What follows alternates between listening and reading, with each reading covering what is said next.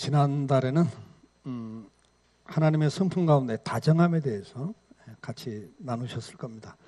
그때는 제가 설교를 안 했고요. 이번 달은 열렬함에 대해서, 열정에 대해서 같이 한 달 동안 또 말씀을 생각하면서 훈련하려고 합니다. 상대에 대한 관심과 동정 그리고 친절로 표현되는 다정함을 이어서 우리는 이렇게 다정하면서도 열정 있는 사람이 돼야 된다. 그 이유가 뭐죠? 하나님이 열정을 갖고서 일하시는 분이고 우리를 사랑하시는 분이기 때문이다. 하나님의 그 품성 속에 열정이 있어요. 이 열렬함이라고 하는 것은 어떤 것에 대한 강렬한 애정을 의미합니다. 열렬하다고 하는 것은 애정이 없이는 불가능해요. 사람에 대해서나 어떤 일에 대해서나 어떤 사물에 대해서 애정이 있을 때 열정이 나와. 돈을 사랑하는 사람은 돈에 대한 열정이 있어요, 없어요? 있습니다. 건강을 사랑하는 사람은 건강에 대한 열정이 있어요. 열렬함이 있습니다. 사람을 사랑하면 열정이 생겨요. 뭐 그냥 지나가면서 이렇게 뭐 언제 봤냐고 하던 사람 사이도 사랑이 시작되면 불이 붙는다 그러죠. 뜨거움이 생겨요.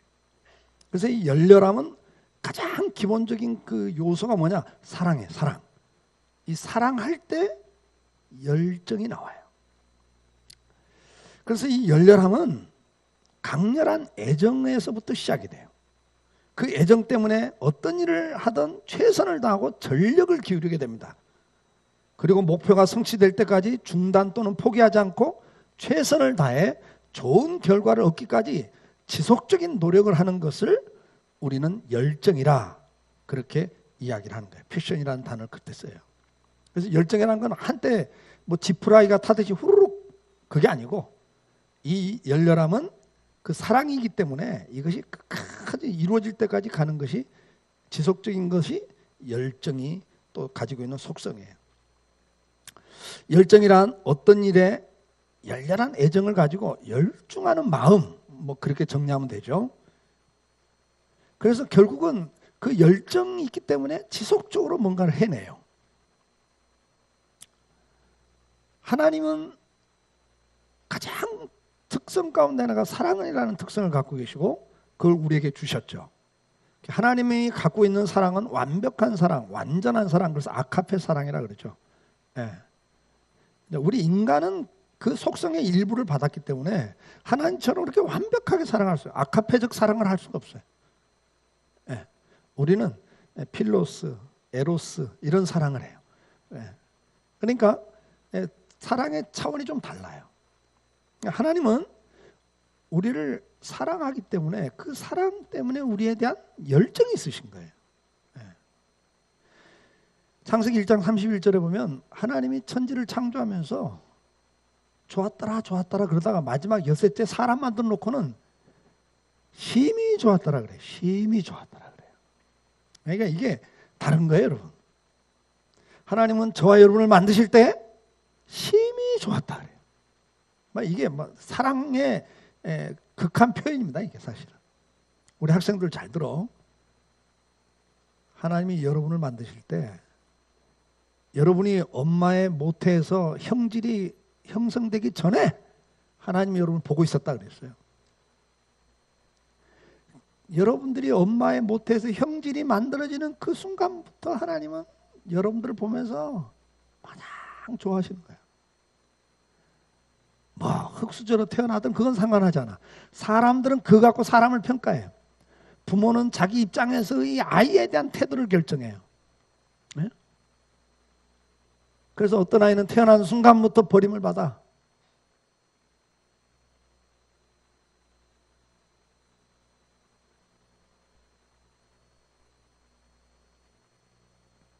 저는 어저께 그 KBS에서 그 우간다 아이들에 대한 그 프로그램 이름도 난 기억을 못해.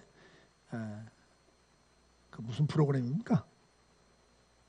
그 후원하는 그 우간다의 아이들에 대해서 했어요. 한 5번은 울었던 것 같아. 그거 보다가 참 같은 생명체로 태어났는데 어떤 아이들 그렇게 또 태어나서 3살, 4살 때부터 벌써 노동판에 나가서 일을 해야 돼요. 이해가 안 되죠. 4살, 5살에 가서 일한다는 게. 1%만 공부를 해. 1% 정도만 공부할 수 있는 아이가. 우리 학생들은 좀 아프리카를 보내야 돼. 갔다 오면 그냥 야 정말 우리는 복 받아도 보통 복 받은 사람들이 아니고 이럴 거야. 무슨 흑수저 논란에 휩쓸려 가지고 나는 어쩌다 이런 집안에 태어나 가지고 11살, 12살 먹은 애가 동생들을 먹여 살리기 위해서 발가락이 다 썩어져 나가는데 일을 해야 된다고. 물구덩이 속에서. 자, 어쨌든가 하나님이 사람들이 볼 때는 그렇게 태어난 것 같지만 하나님 보실 때는 심히 좋다. 사랑하는 사람들이야, 여러분들. 하나님이 심히 사랑해. 근데 그 인간이 그렇게 사랑하는 하나님을 배신하고 사탄을 따라가요. 근데 하나님은 그 일에 있어서 포기하지 않으셔요. 이게 열정이에요. 하나님의 열정. 하나님의 열심. 사랑에서부터 나오는 거기 때문에 포기할 수가 없어요. 이스라엘 백성들을 구원하시기 위해서 그분은 메시아를 보내기로 작정을 하죠. 이사야 9장 7절에 그 정사와 평강이 더함이 무궁하며 또 다윗의 왕자와 그 나라에 군림하여 그 나라를 굳게 세우고 지금 이후로 영원히 정의와 공의로 그것들을 보존하실 것이라. 만군의 여호와의 열심히 이를 이루시리라. 하나님이 결국은 회복을 시키시는데 이것이 하나님의 열심히 이를 이룬다 그랬어요. 열심히. 하나님의 그 열정이 그걸 이루어 가신다. 그렇게 이야기. 이사야 26장 11절 보니까 이런 말씀이 있어요. 여호와여 주의 손이 높이 들지라도 그들이 보지 아니하오나 백성을 위하시는 주의 열성을 보면 부끄러워할 것이라. 무슨 이야기예요? 하나님께서 손을 높이 들어요. 배신하고 하나님을 대적하고 도망가는 그 이스라엘 백성을 향해서 계속해서 구원의 손을 펴세요. 그런데도 그걸 붙잡질 않아. 그 손을 보지도 않아. 근데 또 손을 내미셔. 나중에 깨닫게 되면 그 주님의 열성을 보면 부끄러워할 겁니다. 그래. 그러니까 이게 무슨 이야기입니까? 여러분 한번 생각해 보세요. 내가 정말 사랑해서 모든 걸 다 했어. 근데 배신을 했어요. 우리 한번 인간관계에서 한번 생각해 보자고. 나는 모든 걸 정말 사랑했고 좋아했는데 배신을 했어요. 그런데 또 용서를 하고 또 손을 내밀어. 그때 그 손을 탁 쳐버려. 그리고 침뱉어. 그리고 또 돌아서. 여러분 같으면 보겠어, 안 보겠어요? 뭘 안 봐? 뒤쫓아가서 그냥 죽여버려야지. 그걸 어떻게 살려나? 그게 우리라고요. 주님은 지금 그런 걸 계속 반복적으로 당하시는 거예요. 지금 그 표현이에요. 또 손을 내민다는 거예요. 부지런히 선지자를 보내서 또 이야기를 하고 또 이야기를 하고. 근데 죽여. 계속 죽인단 말이에요. 로마서 5장 8절에 뭐라고 그래요? 우리가 아직 죄인 되었을 때 그리스도께서 우리를 위하여 죽으심으로 하나님께서 우리에 대한 자기의 사랑을 확증하셨느니라. 그러니까 아주 원수도 이런 원수가 없는 거예요. 그렇게 배신하고 그래도 또 손 내미면 또 그걸 가지고 모욕하고 무시하고 멸시하고 능멸하고 얼굴에다 침을 뱉고. 우리 같으면 그거 죽이죠. 안 보는 게 아니라 죽이죠. 그거 어떻게 살려놔요. 그런 원수 되었을 때 주님은 나는 쳐다보지도 않는데 나를 위해서 대신 죽어줘. 지금 그 이야기예요.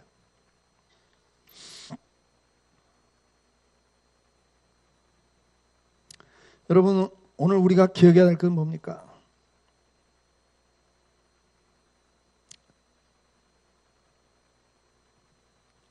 하나님의 사랑이라고 하는 것은 그 사랑에 의한 열정이 우리를 향해 있다 그 말이죠.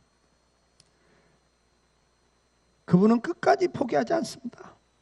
열왕기하 19장 31절에 남은 자는 예루살렘부터 나올 것이요 피하는 자는 시온 산으로부터 나오리니 여호와의 열심히 이 일을 이루리라.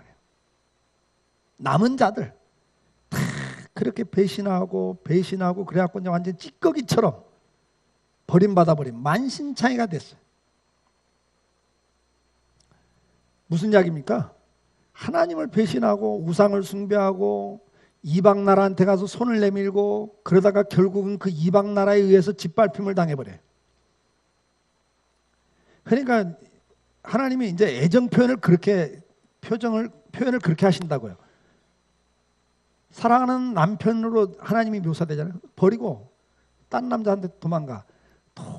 그러다 나중에는 어떻게 했어요? 그 남자가 사랑해줘? 안 해줘. 돈 받고 팔아버려. 그러니까 가서 돈 싸들고 가서 또 그걸 사가지고 창녀로 팔렸는데 그걸 또 돈 가서 창녀값 지불하고 다시 데려와. 여러분 이게 호세아 이야기예요. 호세아 선지자 이야기예요. 하나님이 그렇게 그런 것들을 계속 표현하는 거예요. 그러고 완전히 찌꺼기처럼 누구도 쳐다보지 않아. 그런데 하나님은 그를 다시 또 챙기신다는 이야기예요.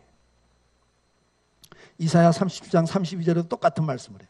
이는 남은 자가 예루살렘에서 나오며 피하는 자가 시온에서 나올 것임이라 만군의 여호와의 열심히 이 일을 이루시리라. 에스겔 39장 25절 그러므로 주 여호와께서 이같이 말씀하시니라 내가 이제 내 거룩한 이름을 위하여 열심을 내어 야곱의 사로잡힌 자를 돌아오게 하며 이스라엘 온 족속에게 사랑을 베풀지라. 그러니까 완전히 이제 뭐 만시창이가 된 그 인생을 하나님은 다시 챙긴다. 다시 회복시켜 준다는 거예요. 신약에서는 그걸 어떻게 표현합니까? 요한복음 14장 26절에 보혜사 곧 아버지께서 내 이름으로 보내실 성령 그가 너희에게 모든 걸 가르치고 내가 너희에게 말한 모든 걸 생각나게 하리라. 그러면서 로마서 8장 26절에 이와 같이 성령도 우리 연약함을 도우시나니 우리가 마땅히 기도할 바를 알지 못하나 오직 성령이 말할 수 없는 탄식으로 우리를 위하여 친히 간구하시니라. 그러니까 나는 막 기도한 것도 잊어버렸고 그냥 다 망가진 인생이 살고 있는데 성령은 오늘도 오셔서 나를 위해서 대신 탄식하고 하나님 앞에 기도하면서 나를 붙잡고 가신다는 거예요. 이것을 디모데전서 2장 4절이 이렇게 표현해요. 하나님은 모든 사람이 구원을 받으며 진리를 아는 데 이르기를 원하시느니라. 사랑하는 여러분, 우리 학생들, 여러분의 인생이 얼마나 값진가를 이걸 알으란 말이야. 하나님의 사랑을 이렇게 받은 사람이 어디 있어요?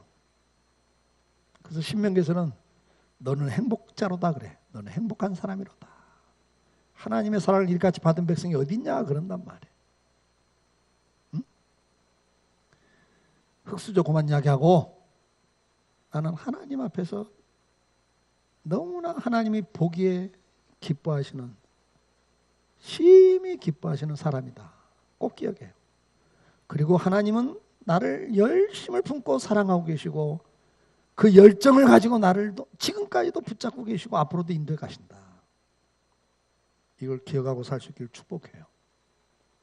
근데 이제 하나님은 사랑의 본질이니까 이게 돼요. 근데 저와 여러분 이게 안 됩니다. 이런 열정이 없어. 예. 부부지간에도 막 뜨겁게 사랑했다가 1, 2년 가면 또 언제 그랬냐. 한 20년 살아버리면 어떻게 되죠? 닭이 소 쳐다보듯이 소가 닭 쳐다보듯이 멀뚱멀뚱 쳐다보고 끝내요. 예, 인간의 사랑은 그래요. 근데 우리는 하나님을 닮아가야 될 사람이란 말이에요. 그래서 우리도 열정 갖고 살아야 돼. 그러기 위해서는 우리는 세 가지 작업이 필요해요.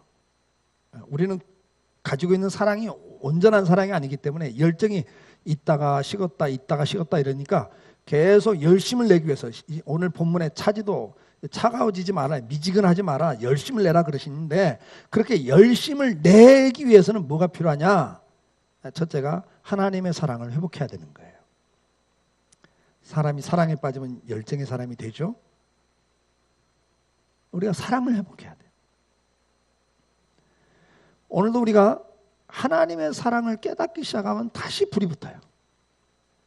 바울은 고린도서 5장 14절에 이런 고백을 합니다. 그리스도의 사랑이 우리를 강권하시는도다.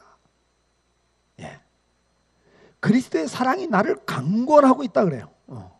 강력하게 권하고 있단 말이에요. 강력하게 몰고 가고 있다는 거예요. 예. 하나님의 사랑을 깨달은 사람들은 인생이 변했습니다. 사랑은 열정을 일으킵니다. 사랑은 헌신과 용기를 만드는 능력입니다. 그래서 사랑을 회복할 때 성도들에게는 열정이 생겨요. 열심히 나오기 시작합니다. 사랑하는 성도 여러분, 오늘 본문에 있는 것처럼 미지근한 상태에 계십니까? 정상이 아닙니다. 회개하라, 열심을 내라, 그렇게 말씀합니다. 진짜 신앙이 제대로 가고 있는 건 열정이 있는 거죠. 다 한때 그런 거야. 너도 좀 지나봐. 나도 집사 땐 그랬어. 권사 돼봐. 그 맞는 말이에요? 아니죠. 우리는 하나님처럼 지속적인 그런 열정이 없기 때문에 우리는 계속 반복적으로 하나님의 사랑을 회복하는 작업을 해야 돼요. 말씀 생활과 기도 생활을 통해서 우리는 하나님의 사랑을 더 깊이 체험하고 그 은혜를 깊이 체험하셔야 됩니다. 하나님의 사랑을 회복했던 사람들은 열정이 회복됐습니다. 하나님의 약속을 붙잡고 달려갔던 아브라함, 여러분 보세요. 하나님의 사랑을 확인하니까 본토 친척, 자기 생활의 모든 기반을 다 던지고 가는 거예요. 이게 쉬운 이야기 아니잖아요. 다윗은 어땠습니까? 하나님의 사랑을 확인하니까 그 사랑이 그 안에 있으니까 예배가 달라지잖아요. 여러분 은혜 받았을 때 어때요? 예배가 달라지는 거예요. 눈물 있고 감격이 있잖아요. 다윗이 벗개를 옮기면서 춤을 춥니다. 바지가 벗겨진지도 모르고 온 국민이 다 쳐다보고 있는데 바지가 흘러내려간지도 모르고 춤을 추고 있어요. 사무엘하 6장 14절, 다윗이 여호와 앞에서 힘을 다하여 춤을 추는데 그래요. 힘을 다해서 춤을 춥니다. 이런 열정은 예배를 뜨겁게 해요. 우리는 계속 봅시다. 바울도 어땠습니까? 예수 믿는 사람, 핍박하던 사람이 하나님의 사랑을 딱, 예수님의 사랑을 딱 체험하고 나니까 어때요? 인생 180도 바뀌어가지고 자기 인생길을 걸어갑니다. 오늘 우리는 다시 한번 이 사랑을 회복함으로 열심을 회복해야 됩니다. 푸른 대지의 실록을 보면 피곤함이 사라지고 열정이 솟구치는 것처럼 신앙이 위대한 것은 열정을 회복하기 때문입니다. 영원히 살면 열정의 사람이 됩니다. 하나님의 사랑을 회복할 때 우리는 열정의 사람이 됩니다. 이사야 40장 31절에 오직 여호와를 앙망하는 자는 새 힘을 얻으리니 독수리가 날개치며 올라간 것 같을 것이요 다른 박질하여도 곤비하지 아니하겠고 걸어가도 피곤치 아니하리로다. 여호와를 앙망하는 사람, 하나님의 그 사랑을 깨달은 사람들은 그들 속에 뭐가 나와요? 새 힘이 생깁니다. 밤을 새도 피곤치가 않아요. 열정이 있을 땐 그래요. 정말 사랑하는 것, 좋아하는 걸 할 때는 밤을 새도 힘이 생긴다고요. 피곤해 그러다가도 그냥 또 가요. 피곤 안 한 게 아니라 피곤은 해. 그러나 그걸 극복할 수 있는 에너지가 생겨요.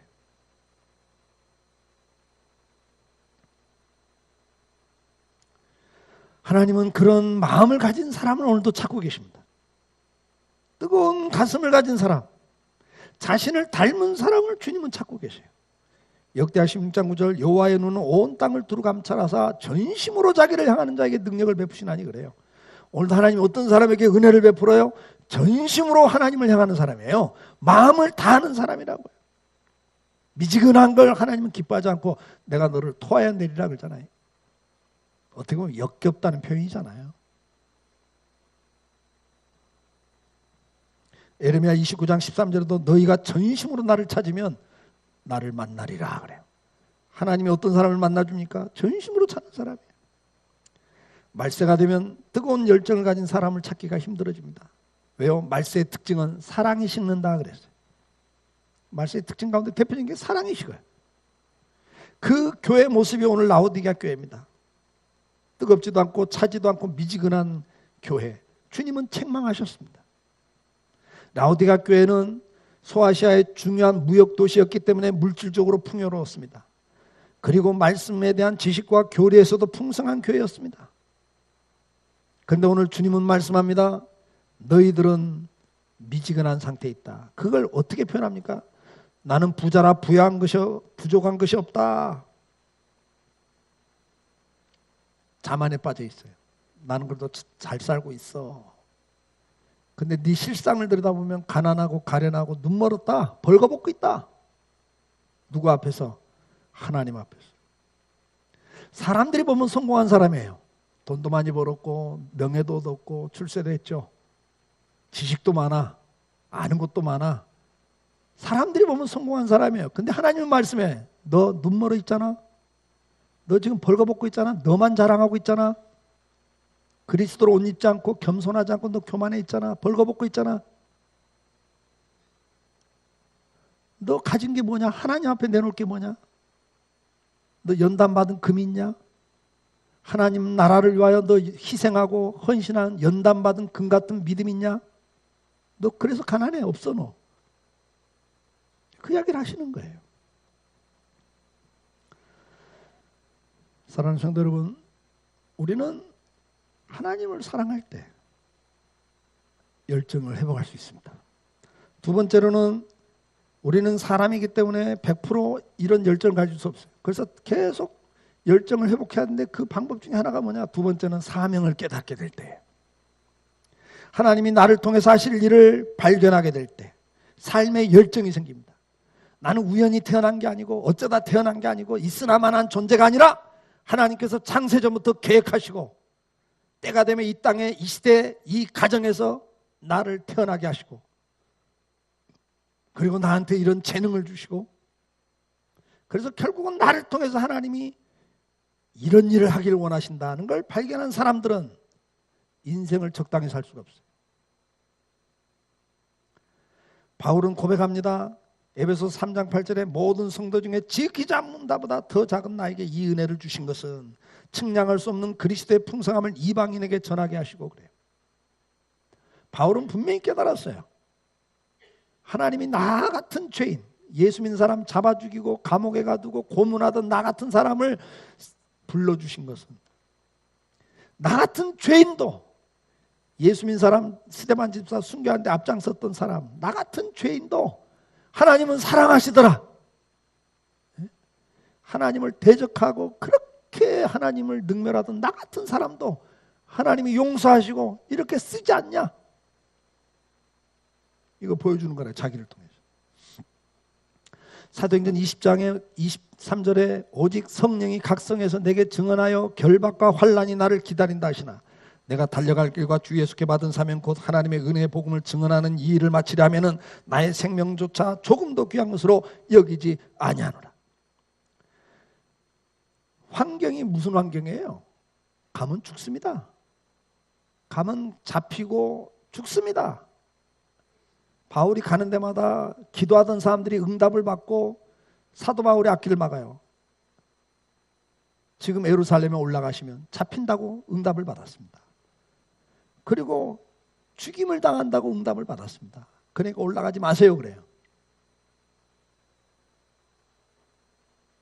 근데 사명을 깨달은 사람은 뭐예요? 난 그거 하다 죽으라고 부른 사람이 하나님. 복음 전하다 죽으라고 했으니까 나는 복음 전하다가 잡히고 죽어 그 길 가야 될 길이야. 이게 보는 관점이 다른 거예요 여러분. 사명을 깨달은 사람들은 어떻게 삽니까? 환경이 좌절과 절망밖에 주지 않아요. 도대체 하나님이 하시는 일이라면 이렇게 안 될 수가 없어요. 왜 이렇게 꼬여? 왜 이렇게 방해가 심해?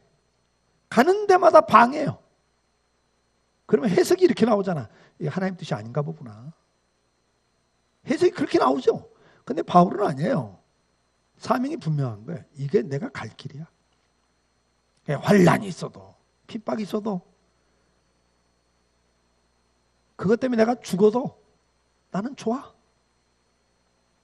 열정이 어디서 나와요? 사명을 분명히 깨닫는 사람들에게 나오는 거예요.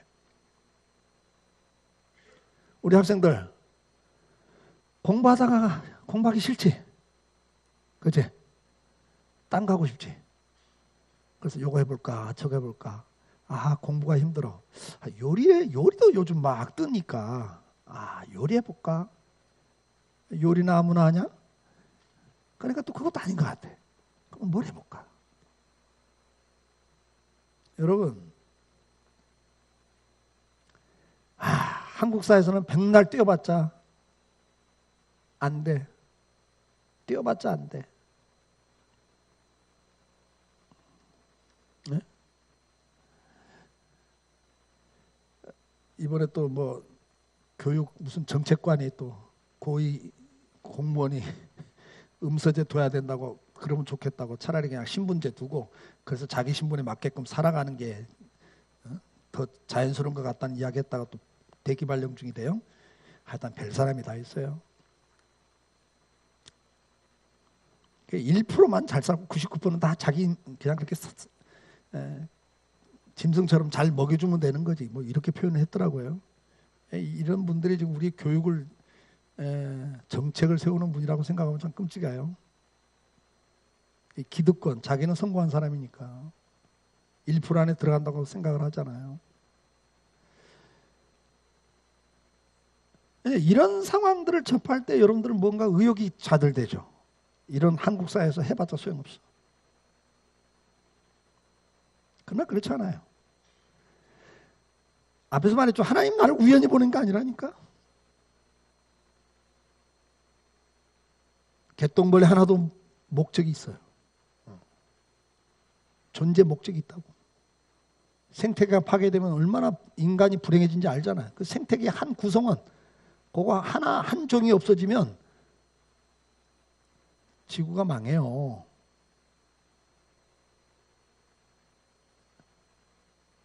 벌이 없어지면 지구 종말 온다고 그러잖아요. 꽃가루를 안 날라주면. 지금 날려 그래서 지금. 미래학자가 그랬어요. 벌 소리가 안 들리면 지구 종말입니다 그랬다고. 그 벌 한 마리 아무것도 아니잖아.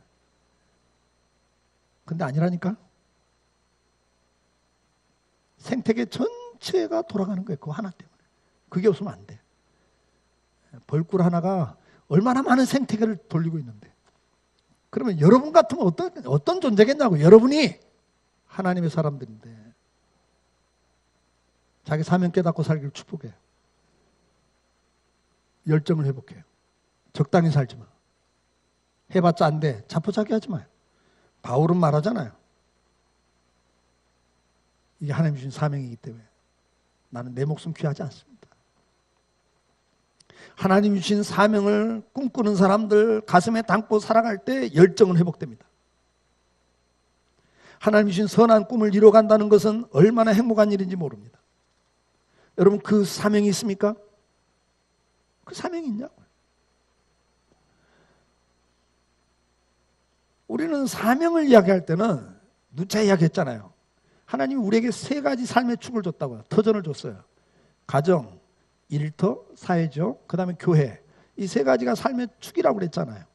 그리고 그 세 가지에 각자 영역을 줬다고, 포지션을 줬단 말이에요. 그게 사명이에요. 그게 사명이라고. 그럼 여러분 가정에서부터 남편 노릇을 위해서 열정을 가지셔야 돼요.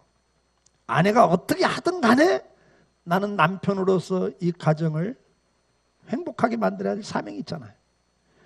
아내도 마찬가지죠. 남편이 어떻게 하든 간에 하나님은 나를 통해서 이 가정이 주님의 가정으로, 행복 있는 가정으로, 평강 있는 가정으로 만들기를 원하셨다.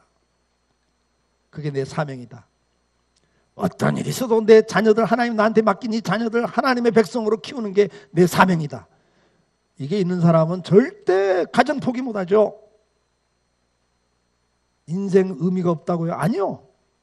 중년 여성이 되면 의미가 없어져요? 아니요. 은퇴를 하고 나면 인생의 의미가 없어져요? 아니요. 우리는 숨이 붙어있는 한까지는 사명이 있는 사람들이에요.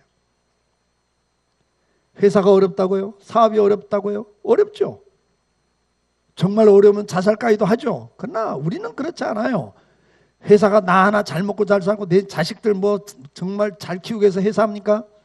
하나님이 나한테 사업에 재능을 줘서 사업하는 거 아니에요. 사명이 있잖아요. 그 사업을 통해서 하나님의 나라를 위해서 어떤 일에 하나님이 이 사업을 쓰기를 원하시는가. 사명 있는 사람들은 어떤 어려움이 와도 환난과 핍박이 와도 그것 때문에 주저앉을 수가 없는 거예요. 포기할 수가 없는 거예요. 그게 열정이에요. 직장 생활이요? 죽어라고 일해봤자 사장 월급도 제대로 안 줘. 그러니까 해봤자 소용없어. 적당히 눈치껏 해야 돼. 그리스도인이 아니죠. 하나님이 여러분 그 회사를 왜 주셨어요? 왜 그 회사의 직원으로 여러분들을 그 자리에 보내셨냐고요. 그 안에서 그리스도인으로서 사명이 있잖아요. 그리스도인이 어떻게 일하고 어떻게 살고 왜 사는지 왜 일하는지, 그리스도인의 노동관, 그리스도의 물질관, 그리스도의 가정관, 사회관, 그걸 보여주는 거잖아요. 월급을 못 받아도 그 사명이 있기 때문에 그 회사에 있는 거 아니에요. 적당히 할 수가 없는 거예요. 오늘 저와 여러분이 열정을 회복하기 위해서는 사랑을 회복해야 된다. 사명을 발견해야 돼. 깨달아야 돼. 다시 사명을 확인하셔야 돼. 여러분 교회에서나 가정에서나 일터에서 사명자로 살 수 있기를, 그 사명 때문에 열정을 가지고 달려가기를 주의 이름으로 축복합니다. 적당히 하지 마세요. 열심을 품고 하세요. 우리 학생들도 공부 적당히 하지 마. 열심히 해. 마지막으로는 어느 때 우리가 열정이 회복됩니까? 사람이니까요. 이렇게 하다가도 사명 따라 달려가다가도요. 다윗도 주저앉고 바울도 두려움 속에 빠지고 엘리야도 로뎀나무 밑에 가서 주저앉아 버리고, 이게 인간이에요, 여러분. 그래서 우리는 이 열정이 지속되기 위해서는 뭐가 필요해요? 기도가 필요한 거예요. 성령의 도우심이 필요한 겁니다. 기도할 때 열정이 다시 회복되고, 그래서 끝까지 달려갈 수가 있는 겁니다. 마태복음 7장 7절에 구하라 그리하면 너에게 주실 것이요, 찾으라 그러면 찾아낼 것이요, 문을 두드리라 그러면 너에게 열릴 것이니 구하는 이마다 받을 것이며 찾는 이가 찾아낼 것이며 두드리는 이가에게 열릴 것이니라. 누가 보면 그러면서 성령을 주시지 않겠냐 그래. 그러니까 여러분 정말 은혜를 구하라. 은혜. 성령 하나님이 우리 속에 오실 때 우리는 새 열정이 생겨요. 그걸 우리가 보통 은혜 받았다 그러죠. 성령이 임하시고 은혜가 임하면 다시 열정이 생겨요. 빌립보서 4장 13절에 내게 능력 주신 자 안에서 내가 모든 걸 할 수 있다고 바울은 고백해요. 근데 그 능력 주시는 자 안에서, 그런데 그 능력이 어디서 와요? 누가복음 4장 14절에 예수께서 성령의 능력으로 갈릴리에 돌아가시니, 예수님께서도 성령의 능력으로 일을 하셨어요. 로마서 15장 19절에 표적과 기사의 능력으로, 성령의 능력으로 이루어졌으며 그래요. 바울은 성령의 능력으로 내가 모든 복음 전파를 할 수 있었다, 그렇게 고백을 해요. 에베소 3장 16절에도 그의 영광의 풍성을 따라 그의 성령으로 말미암아 너희 속사람을 능력으로 강건하게 하시며 그래. 자, 우리가 열정의 삶을 살아야 되는데 이게 지속적이지 않기 때문에 우리는 그 열정을 계속, 열심을 다시 내기 위해서는 세 가지 중요한 게 있다. 사랑을 회복해야 한다. 여러분 경건 생활에 더 집중하시길 바라요. 두 번째는 사명을 다시 확인하세요. 내가 왜 존재하는지, 내가 왜 이 자리에 있는지, 내가 왜 지금 이 일을 하고 있는지를 확인하세요. 우리 학생들부터. 왜 공부하는지를 모르고 그냥 공부해.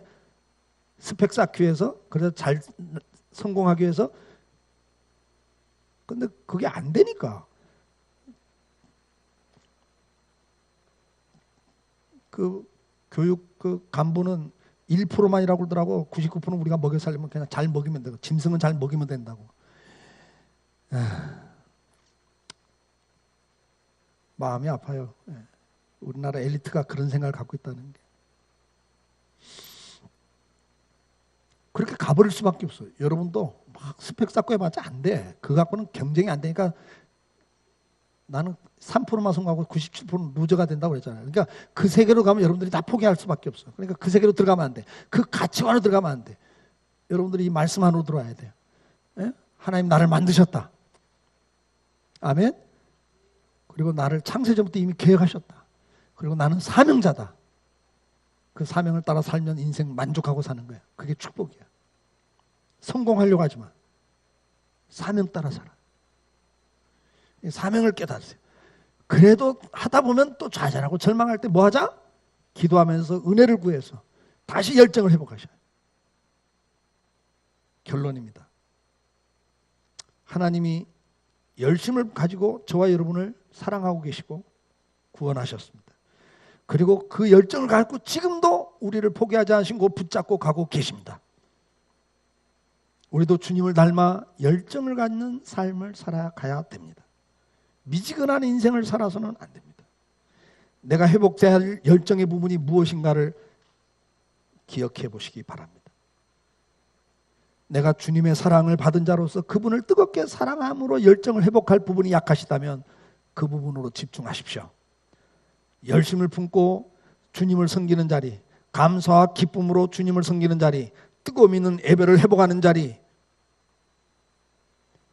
내가 드리는 찬송과 기도가 연락되는 그런 예배가 드려지는 자리 가기를 기도하시기 바랍니다.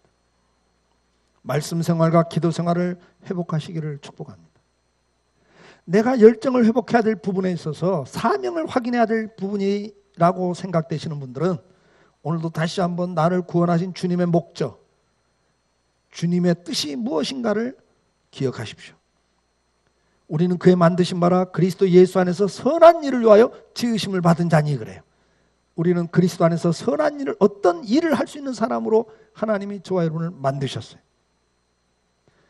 고린도전서 15장 58절에 그러므로 내 사랑하는 형제들아 견실하며 흔들리지 말고 항상 주의 일에 더욱 힘쓰는 자들이 되라. 이는 너희 수고가 주 안에서 헛된지 않은 줄을 알미라.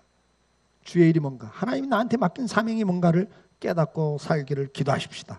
디도서 2장 14절 그가 우리를 대신하여 자신을 주시면 모든 불법에서 우리를 구속하시고 우리를 깨끗하게 하사 선한 일에 열심하는 친백성이 되게 하려 하심이라 그랬어요. 여러분들은 예수 그리스도가 여러분을 구원하신 목적이 뭐예요? 예수 안에서 어떤 선한 일을 열심히 하는 사람으로 만들기 위해서라 그랬어요. 여러분이 열심히 해야 될 선한 일이 뭔가를 꼭 발견할 수 있기를 축복합니다. 고린도서 11장 1절에 원하건대 너희는 나의 좀 어리석은 것을 용납하라. 나를 용납하라. 내가 하나님의 열심으로 너희를 위하여 열심을 내노니 내가 너희를 정결한 처녀로 한 남편인 그리스도께 드리려고 중매함이라 그랬어요. 바울은 이런 고백합니다. 내가 하나님의 열심 때문에 나도 열심히 한다 그랬어요. 오늘 이 열심을 회복할 수 있기를 축복해요. 하나님은 여러분을 열심히 사랑하고 여러분에게 열정을 갖고 여러분 인생을 함께하고 계시는데 여러분도 그분 안에서 열심을 회복할 수 있기를 바랍니다. 기도함으로 회복하십시오. 성령의 은혜를 받음으로 회복하십시오. 그래서 이제 돌아가십시오. 이번 한 달 동안 가정에서부터 여러분 적당히 살지 마십시오. 아유, 결혼생활 20년 30년 했으면 할 만큼 다 했지 뭘 새롭게. 아니요, 예수 믿는 사람은 절대 그렇지 않아요.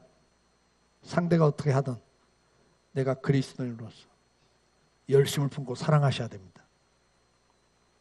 다시 열심을 품고 사랑하세요. 아내 노릇 사명입니다.